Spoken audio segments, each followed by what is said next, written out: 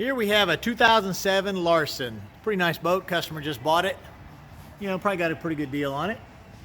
It's a nice boat. It's got a 3.0 4-cylinder, which is a small engine, but a very durable engine.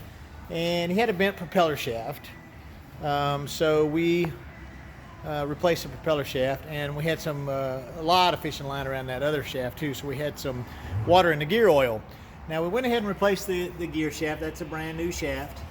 And we resealed the lower unit. But however, when we started it up, we instantly, after running it just for a minute, we found water in the gear oil again. So we went hunting down the problem, and we put our handy dandy shop made pressure tester on. Okay, it's just a cheap little regulator hooked to an air hose and hooked to a drain fitting. You know, that's 3/8 coarse thread, and it's got a little O-ring on it.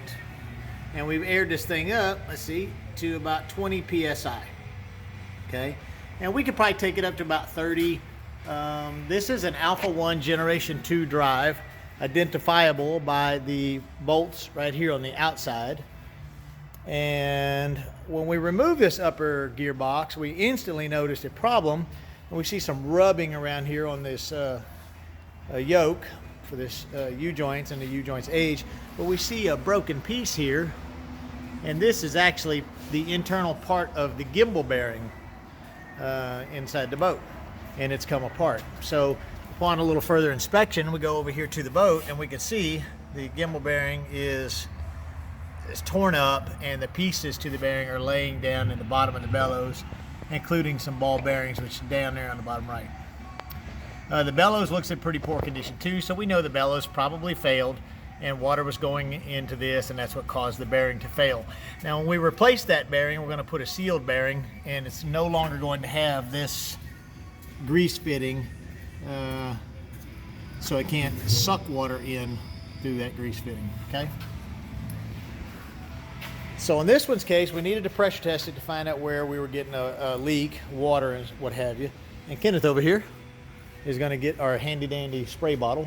We just take a cheap Dollar General spray bottle. We put some soapy water in it. In this case, we got some baby soap because we helped a flea-ridden dog here one day that came around.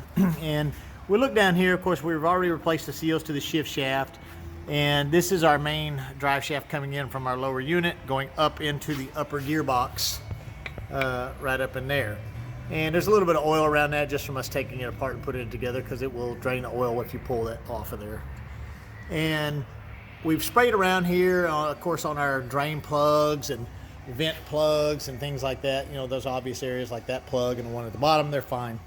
But since this gimbal bearing was gone, and we see all this rust around the U-joints, we suspect that rust and wear and tear have taken its toll on the seal that's up inside of there.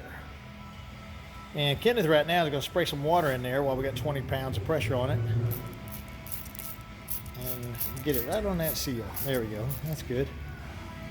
Bubbling right there. Yeah, I'm having a little trouble with the camera. I apologize.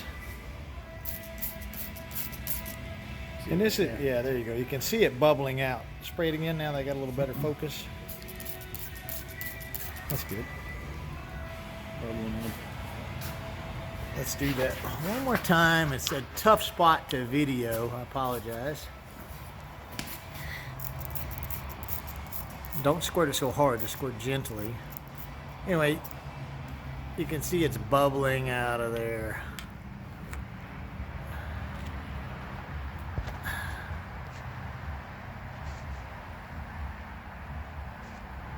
Hold this flashlight, please. Let me get this camera to focus a little better. There we go. You can see it's bubbling out of it, so that's a direct air leak. So that means that seal has got to be replaced. Now we rotate this around, which I can't do it because it's got a new water pump in it, what have you. Spray it a little bit more. And you can see right away. So that seal is definitely leaking. It was leaking a little bit worse whenever we're not filming it, you know, and we can really navigate around it. Over here on these sides, all the way around it, it's leaking. So we'll go down here and we'll see that we've lost some pressure in our regulator.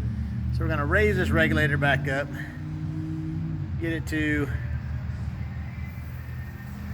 we're going to go on up to about 30.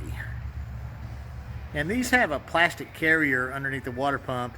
And if you go much more like, if you get up to 50, 60 PSI, it can pop that carrier off. The water pump will usually hold it in, but then you'd have to take it apart to do that and fix it. Okay, so that's about 30 PSI. You can hear it leaking. And you can actually hear it leaking. I don't know if you can hear it on the video, but okay. And can you hold this light? Yep. Now let's see now that we got some more pressure. The light's a little strong. Back the light off. There you go. Okay, spray it. Now you really see it coming out of there. See A that? little bit more. Yeah. And you hear it stops making the sound when you spray the bottle. Yeah. Anyway, so that's a bad upper gearbox seal. So what we're going to do is we're going to reseal this entire upper gearbox. And we're going to clean that piece up with some emery cloth. We're going to change some U-joints. This drive shaft's probably fine. We'll knock this piece off of here. We'll replace the gimbal bearing and the U-joint bellows. And this drive should be good to go. Anyway, that's how you pressure test a upper gearbox on a Gen 2, and that's one of the seals that you can't get to with it assembled on the boat if you're doing a pressure test on the boat to inspect it. Thanks for tuning in to one of our videos here at Hot Heads Marine, and if you need any help with your boat repairs, feel free to give us a call or text us at the number on the screen anytime.